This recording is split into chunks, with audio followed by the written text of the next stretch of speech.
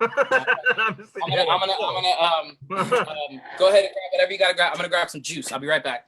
Okay. Oh, okay.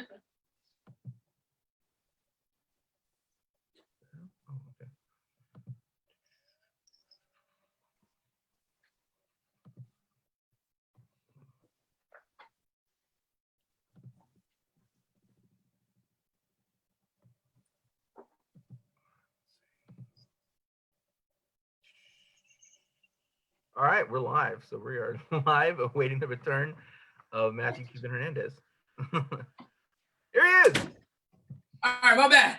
Yeah, no. Sorry. This thing stops and starts when it wants to. So I'm stuck on this white cranberry, strawberry cranberry. I don't even know what the hell it is. It's delicious. delicious. Okay, we're joined this hour by Matthew Cuban Hernandez, who is a poet, an author, a workshop leader, a youth mentor, a mentor to oh my God, the list goes on and on and on.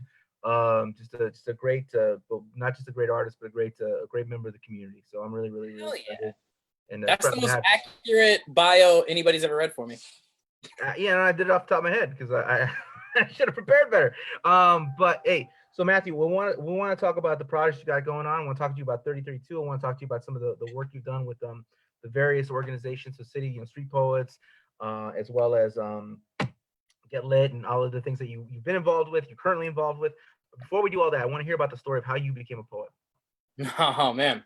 So okay. I'll try to not be like long-winded and philosophical as a poet, but I think the term poet or the title poet was something I had to earn over years in my head, right? I think like comedy, most people are like, oh, you're a comedian, here's a joke, or like, oh, you're a poet, here's a poem, right?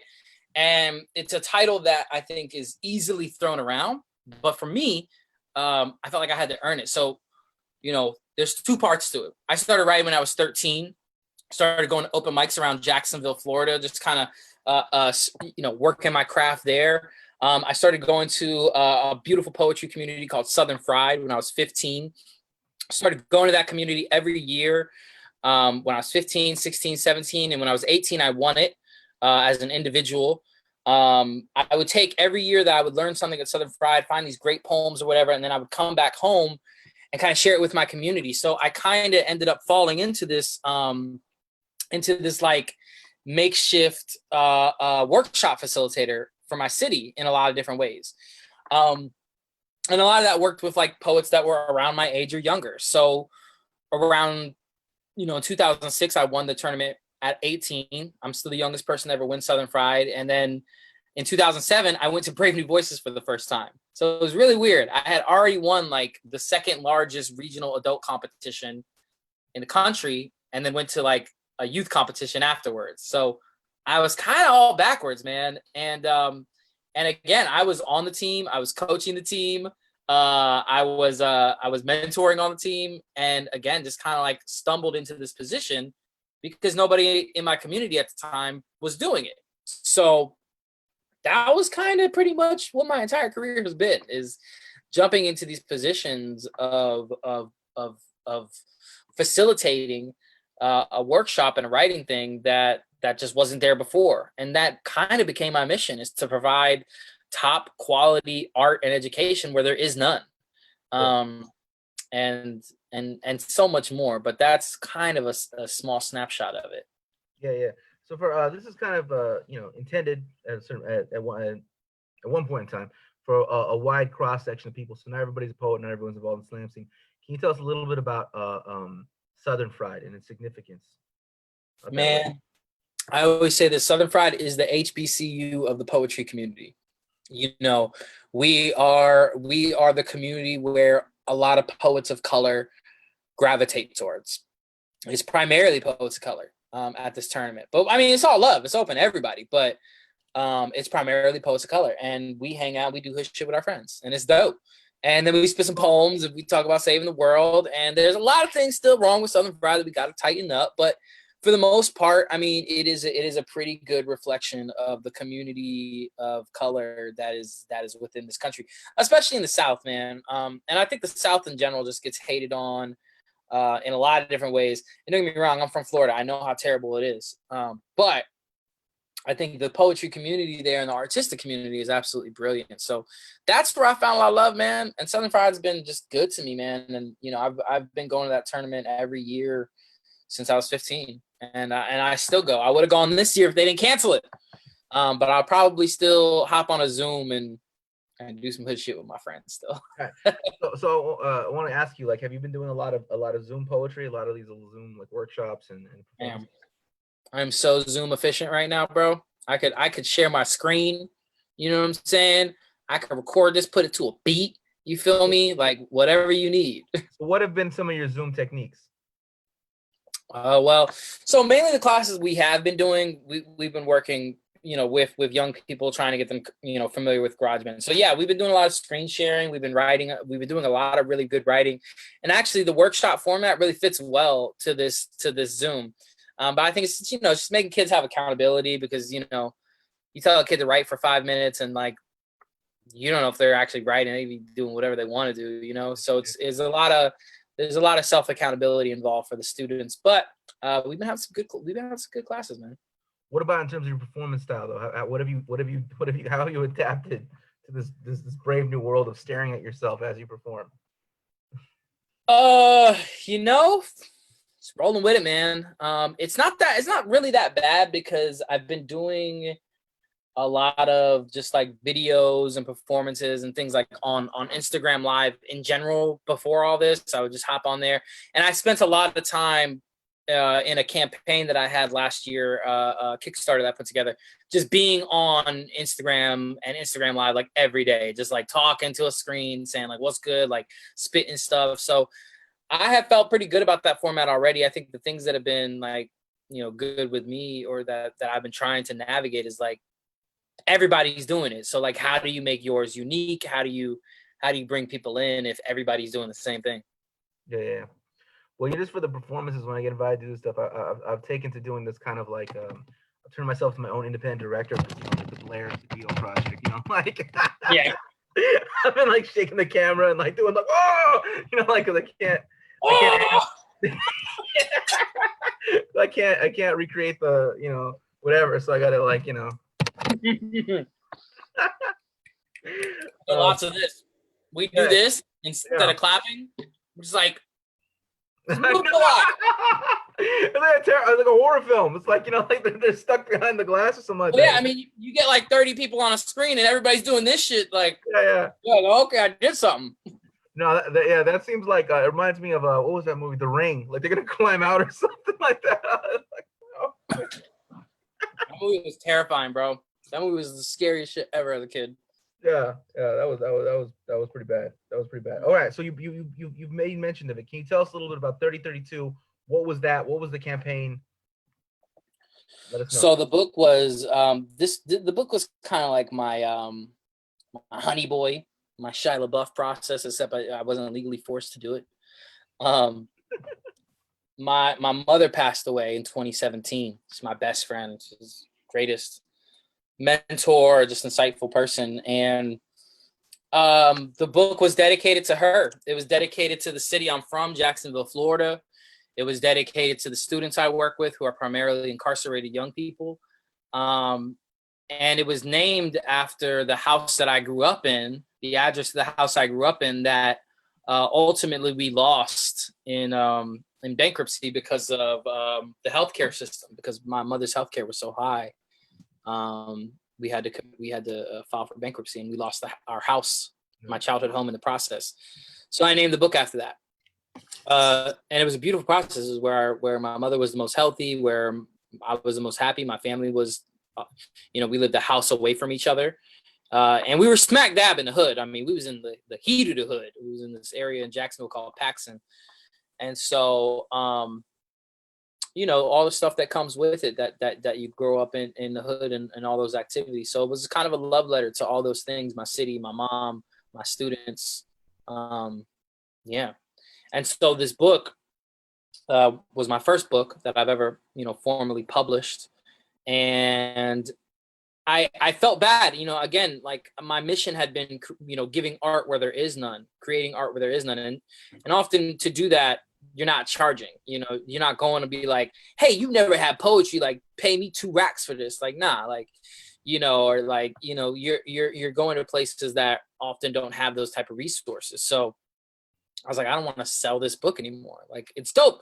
It's dope. If you could afford the book, buy the book, you know, but there were so many young people that I wrote the book for that would never be able to afford it, that were incarcerated. And I had gotten to this process where I was like, you know, if people donate $15, I'll give a book to a young person. But I was like, there's got to be a better way than $15. And so I worked out a formula and a deal that I was able to basically give a book to a youth for every $5 that was donated to me. And that covered shipping and everything. So you could, you know, purchase a book for a school in England, and I'd mail them that box of books, you know. And so we did that in June. I say we, it was me and my wife, Alicia Wise. And, you know, we did this in June of last year. And at this point now, we've given about 25 to 2,700 books away around the country and around the world. We just sent a big box to England and to New Zealand. So, you know, and it's been good, man. And to a lot of organizations, there's books. These books are all over in pretty much every juvenile detention facility in Los Angeles. And it comes with an obligation. I tell you, you get this book for free, but that means you got to write a book. You got to tell your story and give it to me before I die. I like that. Yeah, like 50 years. So New Zealand and all those places, how do you make the connection? You know, here in LA, connection to juvenile detention is a matter of just, you know, driving around figuring it out. But like, how are you making these connections to places in New Zealand to find, you know, to bring poetry where it is not? So what's cool is like the poetry community is like super small, just around the world. It's tiny. I mean, you know, you could pretty much go anywhere in the world and be like, hey, where's the poetry popping? And you'll find some, you know what I'm saying? In 2013, I got to go overseas, and I lived over there for about 5 months. I stayed in Leeds, England, and I coached their youth team, and I toured, and I was on tour all through Europe, through all the way to Abu Dhabi in the Emirates, and just made mad connections, man. It's still like the homies that I worked with in Leeds, like they're still tight, they're still the fam. So, yeah, I mean, just being at this since I was 15, I've just developed so many connections just around the world for real. And able to, you know, be like, hey, you want some free poetry? And then everybody's always like, yeah. Like, usually once like you have it, like nobody's like, no, don't send me free stuff. like poetry, you know, like we have to eat this porridge. Yeah. Finish your Sunday before you go play. Yeah. Oh yeah. So no, that's a really fantastic great project. Wow. Can you share with us a poem? Yeah. You want to hear a poem? Yeah, share a poem with us, please. Bit of poem for you, doggy. Let's see what I got. So, quick plug to the homies at Street Poets, our good friends, you know. Man, you know, we're doing these writing and meditation circles every Tuesday that are pretty dope. And so I wrote a poem there. Want to hear it? Yes, I'd love to hear your poem. Why, thank you. Here you go. For free? For free. This one you got to pay. This one you got to pay. Everybody donate 1 penny. Here we go. Beneath my feet is ground my blood has never touched, a soil unknown by the softness my lineage created from tropical and refuge. Beneath my feet, miles of earth have passed, billions of footsteps forgotten after they shuffle. Beneath my feet, there is nothing, just the hands of my ancestors propelling my every stride. My mother, her mother, and 1,000 more generations of mothers I've never met, hands raised to a sky they only know as my name, hands praised to clouds of dirt and earth, fingers turned twisted into roots, tunneling to trees or roses or potatoes or the yucca boiling on the pot on my stove. Beneath my feet, I see an ocean of choices daring to be made, a garden of guardians guiding my glory, a choir of muffled voices singing my praise, watching me grow and waiting to hold me when I slip beneath this soil and rest like a house cat whose chores are both non-existent and never done. Good stuff. Good stuff. So tell us, Boom. yeah. Okay. I want to ask you about your work with Street Poets, and before that, your work with Get Lit. But before we do that, what brought you to LA?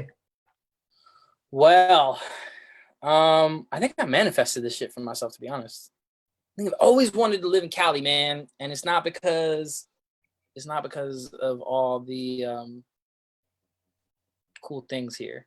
But I've always wanted to live in Cali. I was just like, that place seems cool, man. The weather's dope. I came out here back in like 2010, and it was just like, I drove out here from Florida back in 2010. It was crazy. And I just fell in love with the place. And so, you know, I don't come from a whole lot, you know what I'm saying? So everything I have, I kind of built myself. And I had been coaching for years in Jacksonville, Florida, and we were successful. We were great, man. We were actually a really solid team. So I was like, I want to be able to do really good in this field of like coaching and mentoring, that one of these $1 million organizations, youth organizations, sees me and is like, here's money to do that.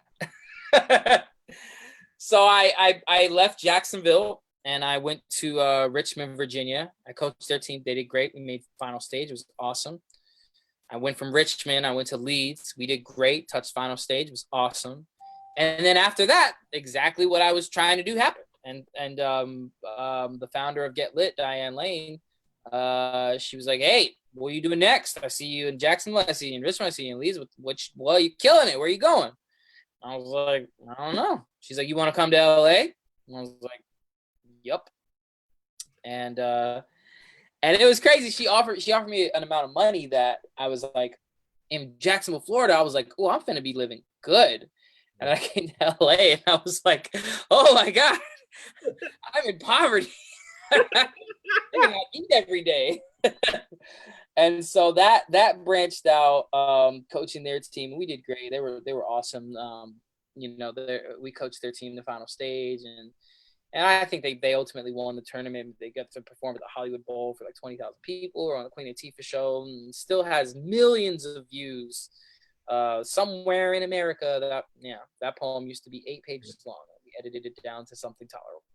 Yeah. But you know, that was the process, and yeah, and so, you know, to make ends meet and also to just tie into the work I was doing, I started working with another organization called New Earth, which was primarily teaching in the detention facilities. And that's kind of where I cut my teeth, man, just like touring and working and teaching in detention facilities in Chicago and Little Rock and Kentucky and DC and pretty much anywhere where we were on tour. So I started doing that part-time, and then I ended up doing that full-time after a while, and kind of branched around and got a good reputation in that field, and then got a really great position at Street Poets.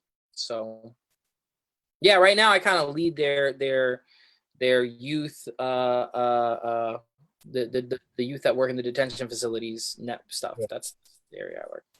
Yeah, no, it seems like Street Poets, I mean, like Get Lit's a great organization. It seems like Street Poets, for what you're talking about, you know, the poetry where there is none, et cetera, seems like a really good fit for you.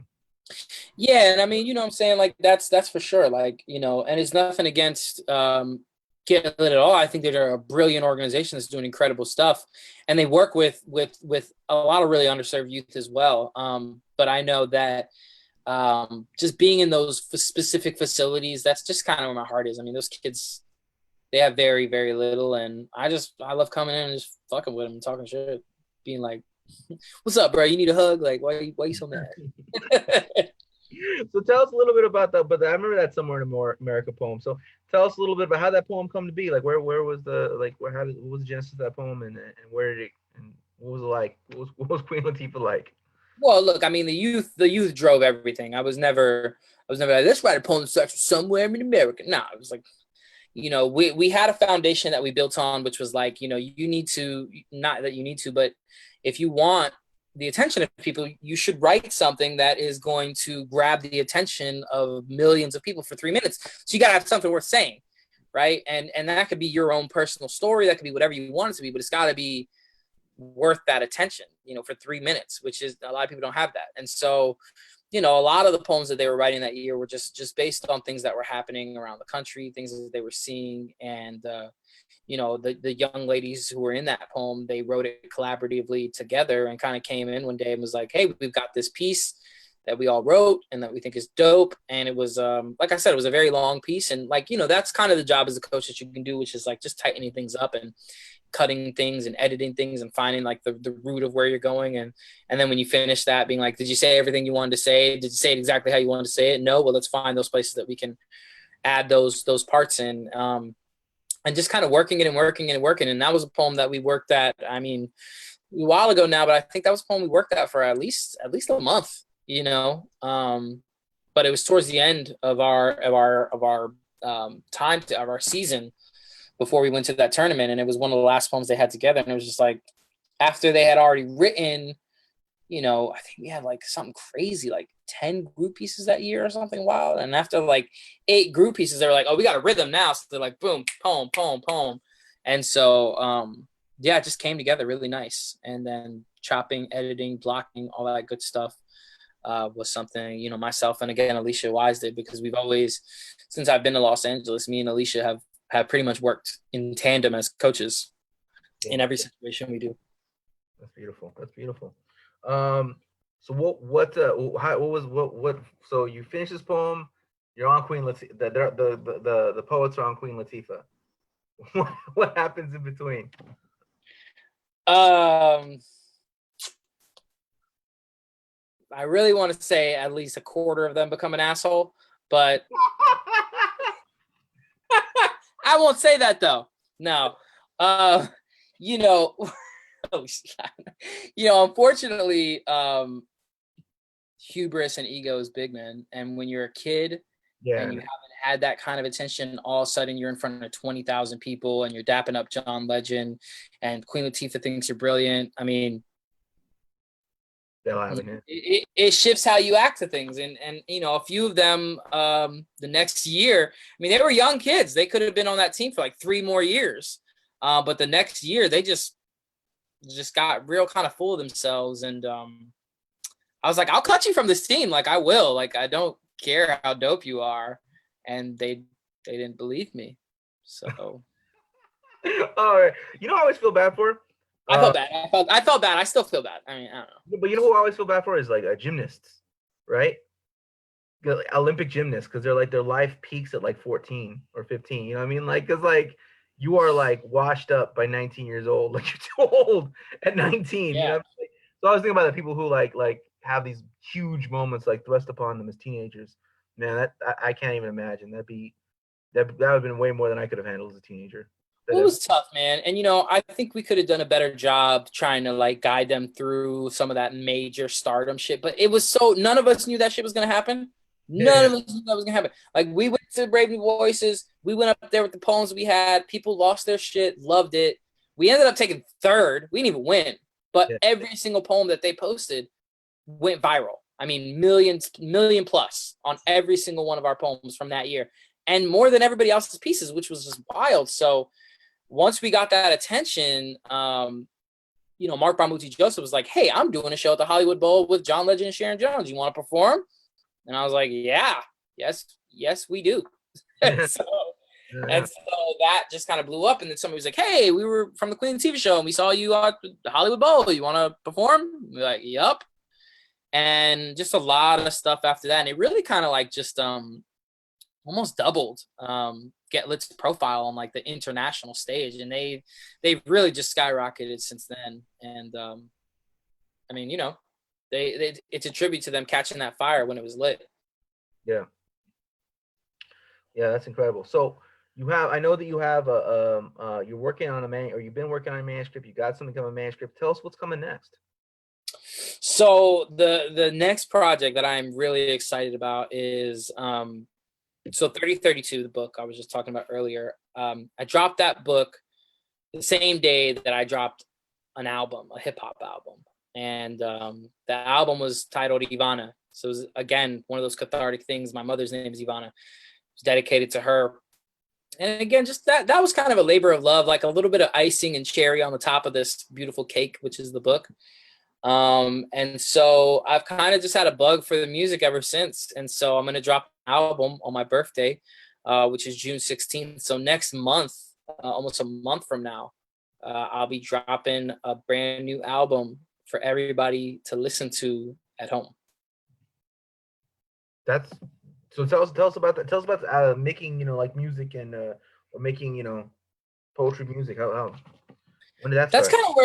kind of where art has really been driven. And I had somebody ask me. They said, I was talking to my homie G, and he was like, where do you find the inspiration more, in poetry, in teaching, in music?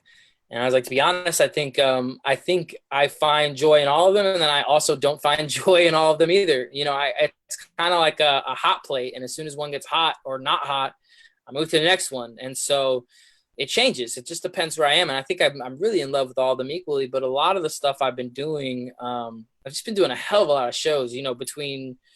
Between when the shutdown happened and about a year from then, my guitarist, and just this really, I can't even say my guitarist, he's a brilliant artist, brilliant guitarist named Samuel Hernandez, which I don't know, you might know Sam. Sam's, used to go Sam Hummingbird. He's big, just sweetheart.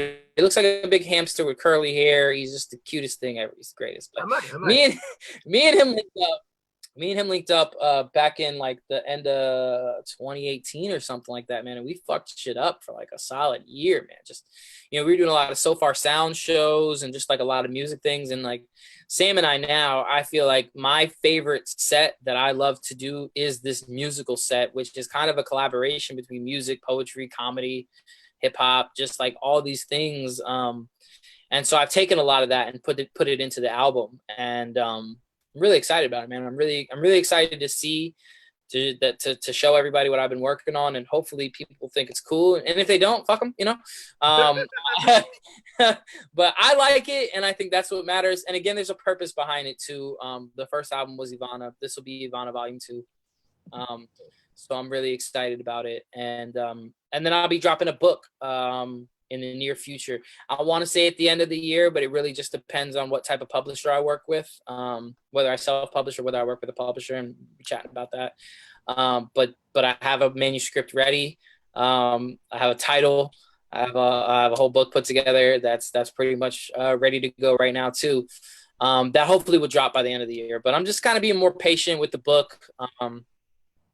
Not really rushing it. But this album I'm really excited about. Dropping it on my birthday, June 16th, Tupac's birthday. Get some music in your life. Yeah, I like that. Hey, can you share with us another poem? Yeah, let's do it. I should rap for you since I was just talking about music, right? Do it. I don't know, man. Should I pull the beat up, or should I just rap a cappella? Yeah, pull the beat up, man. Alicia says just rap a cappella. Stop being a punk ass motherfucker. And I'm like, why are you talking to me like that? Yeah. That's a lot of conversation. Very few words, but how's the music sound? Now I can't hear it. It's all good. I muted it. Oh, okay. So indecisive. You know what? A cappella. Okay. Smile through the pain. At it again. Laughter with friends. Feel like they don't understand. What is the plan? They all want a bag. Now we locked up in a pen and smile through the pain.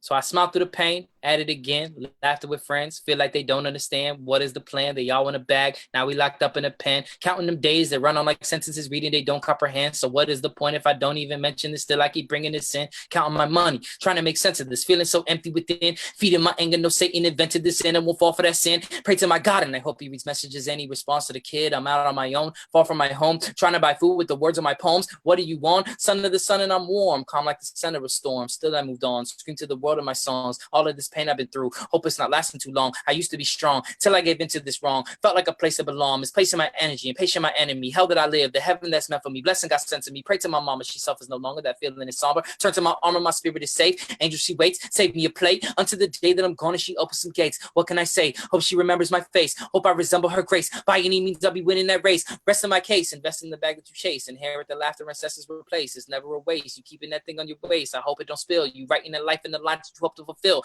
What is the deal? You working too hard to be real. What are you trying to conceal? You king of the hill. I'm man of the mountain. My knowledge is mountain. My methods astounding. My dreams are too big to stay grounded. My love is a fountain. Got money and hugs that I'm counting. Jokes and they clowning. Carry a mask to cover the pain that you have. How long will it last? You lost in the path. Trying to hold on to the future that slips to your grasp. How long will it last? I'll smile through the pain. At it again. Laughter with friends. Feel like they don't understand. What is the plan? They y'all in the bag. Now we locked up in the pen. I'm counting them days. They run on like sentences. Reading they don't comprehend. So what is the point if I don't even mention this? Still I keep bringing this in and I'm counting my money. Trying to make sense of this. Feeling so empty within. Feeding my anger. No Satan invented this sin and won't fall for that sin. Pray to my God and I hope he reads messages. Any response to the kid? I'm out on my own. Far from my home. Trying to buy food with the words of my poems. What do you want? Son of the sun and I'm gone. All right. That was fantastic. Thanks, Where can people get your album? Fucking everywhere. Ideally, you'll see that thing everywhere. It'll be dropping Spotify, iTunes, anywhere you get music, bro. You'll have it. And you can look me up now. You can see my old project on there now, Ivana, which is a beautiful project I'm really proud of. I call it my version of Infinite for all my Eminem fans in the house. It's not quite there yet, but it was a beautiful project that I'm proud of. So you can find me on Spotify, Matthew Cuban on everything, and look out June 16th for the new project. And where can people find your book? So the book is also available on Amazon and different places like that. If you are an educator and you would like a classroom set, you can just hit me up directly at Matthew Cuban on every pretty much social media platform, and I will mail your entire class or your entire school a box of books. I'm not kidding, free of charge. Just ask and I'll send them to you. This is one of the projects that I've been really proud of. And like I said, we've got maybe about, 600 or so books left, but we had a surplus because we didn't just get 3,032. We actually got like 4,032. So we've got a good chunk of books that we can give out. So wherever you are in the world, if you want books and your youth to be inspired, feel free to hit me up and I'll send it your way. Right. So you heard that here, free books. Wow. That's a trip. All right. I'm hearing it. I'm still like, what? No, I want to give everything out for free now, bro. I really, and that's not to say like if you can afford it, like hook it up. You feel me? But really, like I want to give all my shit out for free. Like I'm really addicted to like giving shit away for free right now because it feels good and it feels good to have a high quality product that I don't have to sweat over. I had those days where I was like, I need to sell 10 fucking books or I'm not gonna eat. And I'm not in that position now, so it feels good. Yeah. No, I'm just I'm at a loss for words. I mean that's a fantastic, it's a beautiful position you put yourself in, and congratulations on that. Okay, so before we go, can you tell us? I know you're involved with the lounge. What's the lounge up to these days? What's going on? I know they migrate all this stuff online, so. The Poetry Lounge is the best, man. It's a really, really beautiful place. Thank you for asking about them. My wife Alicia Wise and I, we were actually at the Poetry Lounge for the last show, right before everything really shut down. I think it was weird. The Poetry Lounge is a venue that usually has about 200 to 300 people come through every Tuesday. We probably had about half that much, and it was just a sign of the times. And then everything shut down, so they've all been on just Instagram Live. So you can find them at the Poetry Lounge on Instagram. And my wife and I have a poetry organization that we started called Spoken Lit. And so we've been doing master classes, workshops at Art Share LA, but obviously that got shut down too. So we partnered with the Poetry Lounge that every second and fourth Tuesday we'll be facilitating a workshop on Zoom. So tomorrow, actually, Alicia and I will be having a workshop on Zoom. So if anybody wants to join, you can hit us up. I think the workshops are only $5, $10. I'm not sure. $10. Cool. Hour and a half workshop. Super dope. And so that'll be tomorrow. And if anybody wants to jump on, I'd be happy to see your face. Okay. And we'll try and drop all the links below to everything we've talked about today. So I really appreciate you taking this time with us, Matthew, and I'm sure we'll be talking soon. Yeah, man, definitely super sick, and I'm really honored to be a part of this project, man. And thank you for everything you do, bro. You're an icon and an activist, man, and we'll be talking about you for years to come, brother. So thank you.